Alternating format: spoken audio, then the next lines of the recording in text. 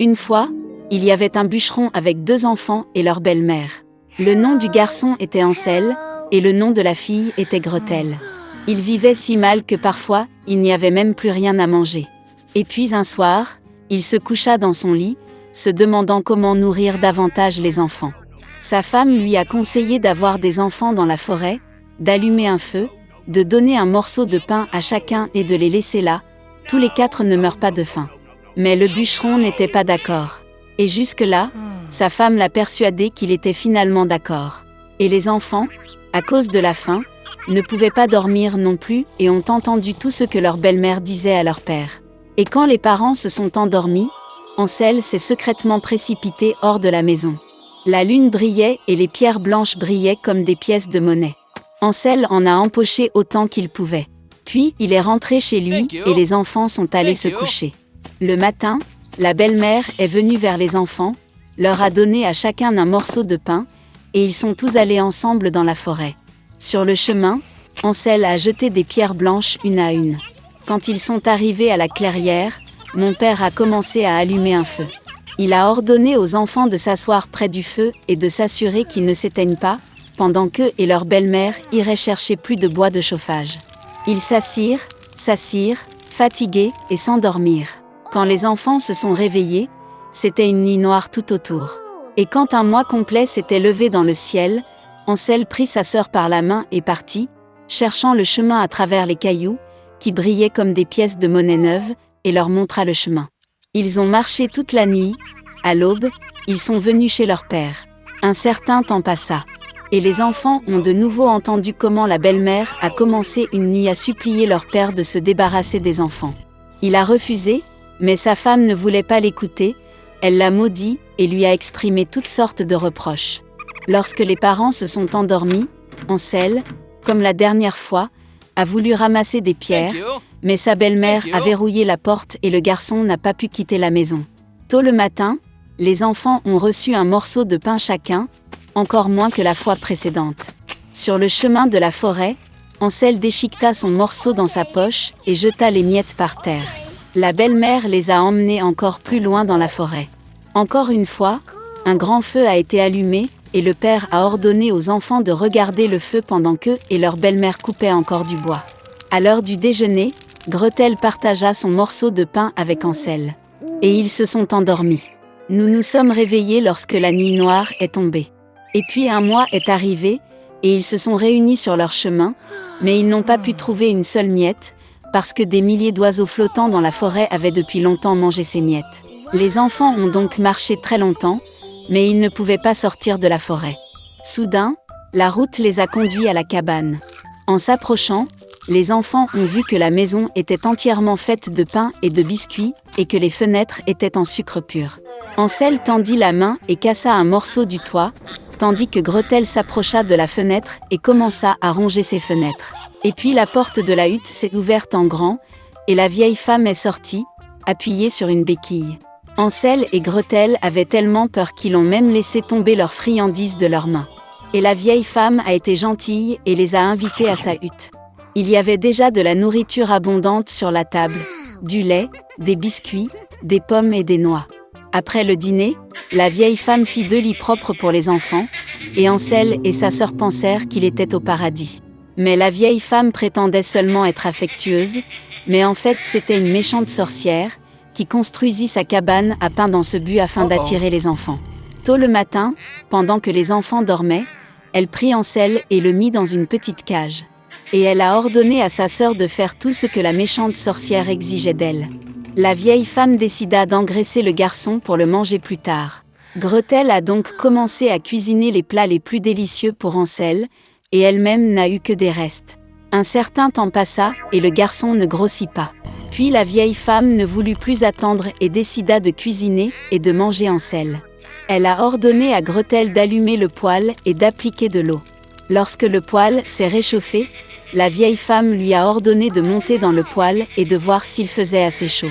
Elle a donc voulu pousser la fille dans le feu et la faire cuire. Mais Gretel savait ce qu'elle pensait. Elle a dit qu'elle ne savait pas comment y entrer et a demandé à la sorcière de se montrer. La vieille femme s'est fâchée et est montée dans le four. Puis Gretel la poussa et fit claquer le volet derrière la sorcière. Waouh! Comme la vieille femme hurlait alors. Gretel, quant à lui, se précipita vers Hansel et ouvrit la cage. Après avoir libéré leur frère, ils sont allés dans la chambre de la sorcière, dans laquelle il y avait des boîtes de perles et de pierres précieuses dans tous les coins, en ont rempli leurs poches et sont rentrés chez eux. Pendant plusieurs jours, les enfants cherchaient le chemin du retour. La forêt leur parut de plus en plus familière, et enfin ils virent au loin la maison de leur père. Comme il était heureux de voir ses enfants vivants. Hansel et Gretel versèrent sur le sol toutes les perles et pierres précieuses qu'il avait prises à la sorcière. Il n'y avait pas besoin de penser à la nourriture. Et ils ont commencé à vivre et à se réjouir. Et le père a chassé la méchante belle-mère de la maison. Il était une fois une femme qui n'avait pas d'enfant. Elle est allée une fois à une bonne sorcière pour obtenir de l'aide. La femme a dit qu'elle rêvait d'un enfant. La sorcière lui a donné une graine et a ordonné de la planter dans un pot de fleurs. La femme était très heureuse, remercia la vieille et rentra chez elle.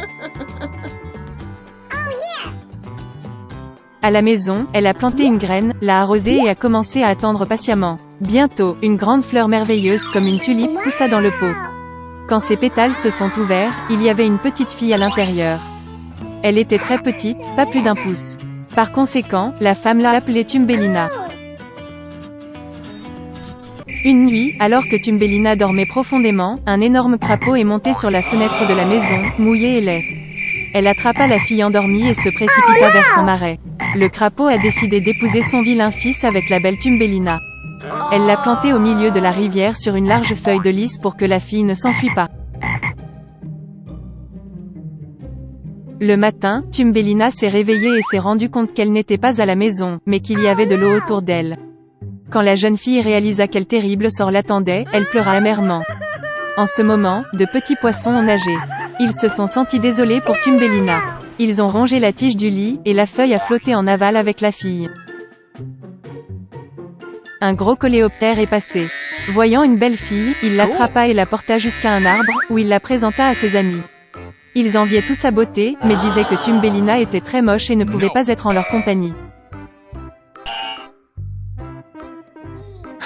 Sous la pression d'amis, le scarabée a également décidé qu'elle était laide, a laissé la fille au sol et a dit au revoir.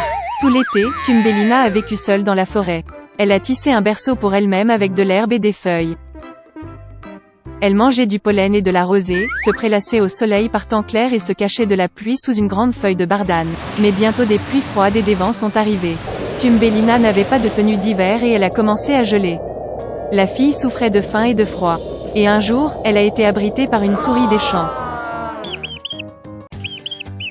Ils ont vécu ensemble glorieusement, la fille a aidé la souris à faire le ménage, lui a raconté des contes de fées et a reçu en retour un logement chaleureux et de la nourriture. La souris des champs avait un voisin, une taupe aveugle riche, qui faisait cela en comptant sa richesse tout le temps. Même aveugle, la taupe a réalisé que Thumbelina était très mignonne et a proposé de l'épouser. Mais la fille n'était pas du tout heureuse à ce sujet, elle n'aimait pas la taupe ennuyeuse. Une fois, marchant le long des souterrains, Thumbelina a vu une hirondelle blessée, qui a failli mourir du froid. Tout l'hiver, elle s'est occupée de l'oiseau malade et au printemps elle l'a guéri. Avant le mariage, Thumbelina a demandé à la souris de la laisser monter à l'étage pour enfin admirer le soleil. Lorsqu'elle est sortie du trou de la souris, elle a vu une hirondelle qu'elle a guérie. Thumbelina s'est plaint à l'oiseau qu'elle était forcée d'épouser un méchant taupe et de vivre avec lui profondément sous terre. L'hirondelle a invité la fille à s'envoler avec elle vers des terres chaudes, et elle a accepté. Elle a rapidement dit au revoir à la souris, est montée sur l'hirondelle, et ils se sont envolés. Une fois dans un pays merveilleux, Thumbelina a vu une immense prairie avec de belles fleurs. Elle a choisi la plus belle fleur pour elle-même. Soudain, elle vit dans la fleur le même petit homme comme elle, seulement avec des ailes. C'était le roi des elfes. Et un elfe vivait dans chaque fleur. Le bel elfe n'a jamais vu une fille aussi petite que lui, et même aussi belle. Il est immédiatement tombé amoureux de Thumbelina et l'a invitée à devenir sa femme, la reine des elfes et la reine des fleurs. Après toutes ces aventures, la jeune fille était heureuse d'entendre une telle offre du charmant prince.